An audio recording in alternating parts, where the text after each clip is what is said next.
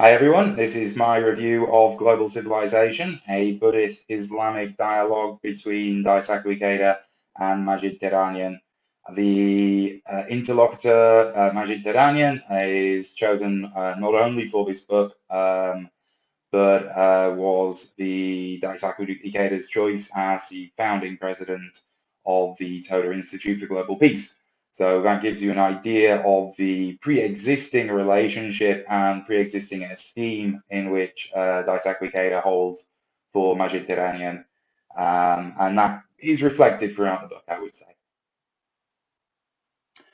So I'll be looking at two secondary sources to help with the review of the book. The first of these is Dialogical Strategies from Bain on page 128. He lists 6 dialogical strategies that Ikeda uses, how he prepares for the meeting, how he asks personal questions, moves towards abstract and general topics, highlights an important, often Buddhist principle, finds common ground, even using disagreement to find common ground, and how he gives the interlocutor his full attention.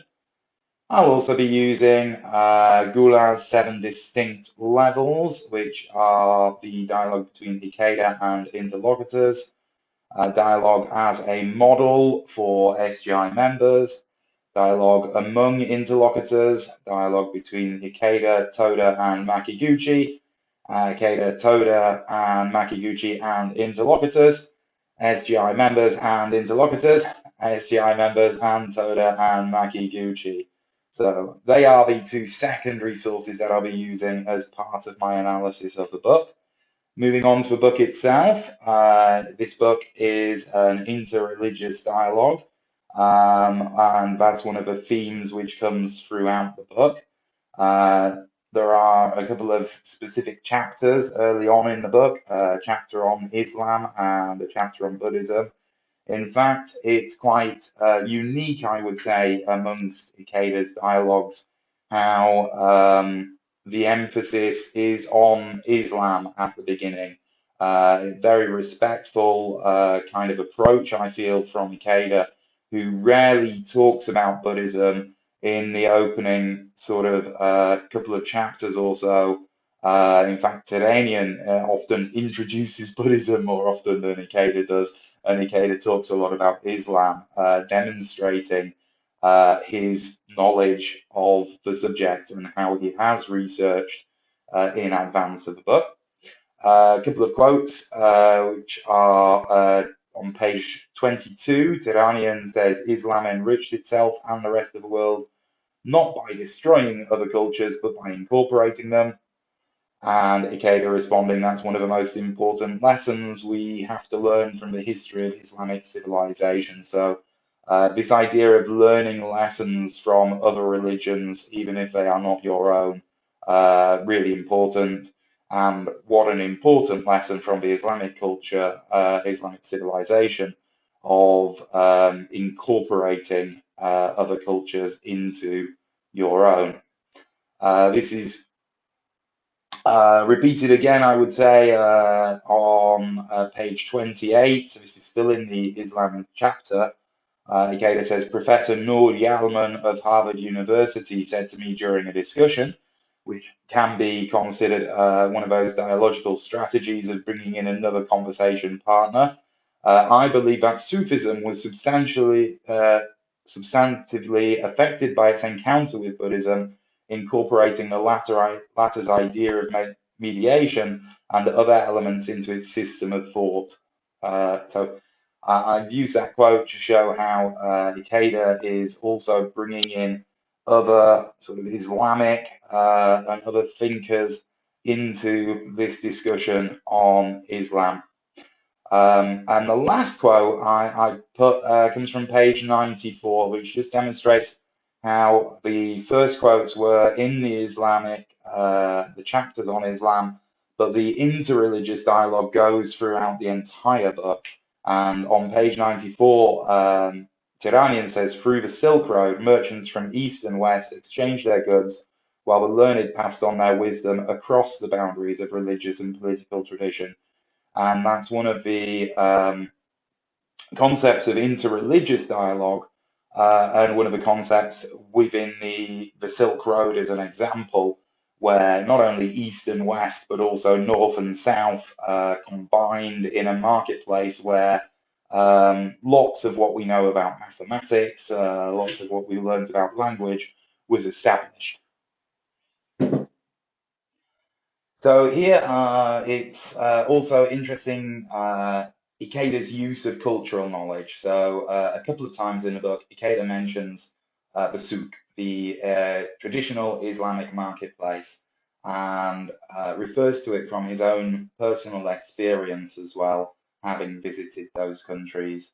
So on page 112 as the example, Ikeda, I really think we need to give more serious recognition to the value of the souk or bazaar, the marketplace found in all traditional Islamic communities. He goes on, and then Turanian, the marketplace, the Islamic marketplace is alive. There you can see the faces of the people, you can hear their exchanges, and from personal experience, I absolutely loved going to the souk. I happily interacted with the people in the souk in their process of bartering and what have you.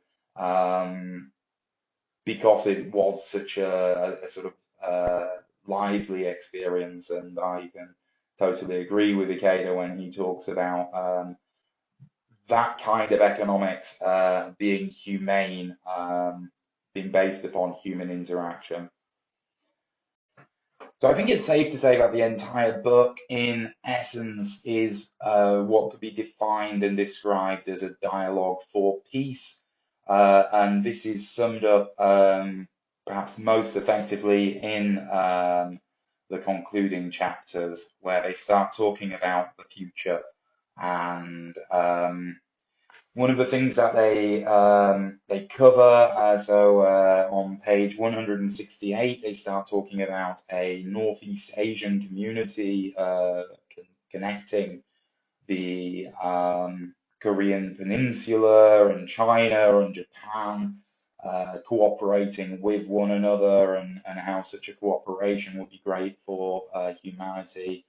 And they had already mentioned the Arab-Israeli conflict, and go back to that, and you can really see how Ikeda has this kind of you could imagine him sort of running into the middle of a conflict to start a dialogue, and the Arab-Israeli conflict, he's sort of really keen um, to learn more about it. The problem of the Middle East too looms large in international politics. The the United States, has been mediating in peace talks between the Israelis and the Palestinians. You are a specialist in this field. Your thoughts on the topic would be most helpful to us, especially since we Japanese tend to regard the Middle East as remote, both geographically and psychologically, is a quote on page 169, which leads to further discussion about that particular conflict and what could be done towards it. But the epilogue of the book tells a complete story in a way, because the dialogue between this Islamic person and the Buddhist person happened at the same time, around the time of the September 11, 2001 terrorist attacks. And so the epilogue of the book is really quite interesting, because they've gone back to the book and said, wow, this happened. But the interesting aspect is that they were doing this at the same time. So it's therefore their dialogue for peace was happening at the same time. And in Ikeda's epilogue, he writes, I, a Nichiren Buddhist, and Dr. Turanian, a Sufi Muslim, have chosen the road of dialogue. We have chosen to use dialogue to recognize, learn from, and value our differences in beliefs and backgrounds. And we have chosen to see whatever differences may exist, not as walls, but as varying planes and angles on the scintillating diamond of global culture. It is my prayer and conviction that the reverence for life illuminating our conversations will become the prevailing spirit of the times, and that waves of dialogue that will inspire and elevate us all with faith in humanity and in one another will engulf the whole globe. And I think that is a beautiful way to conclude both my review and the actual book itself, A Dialogue for Peace. Thank you.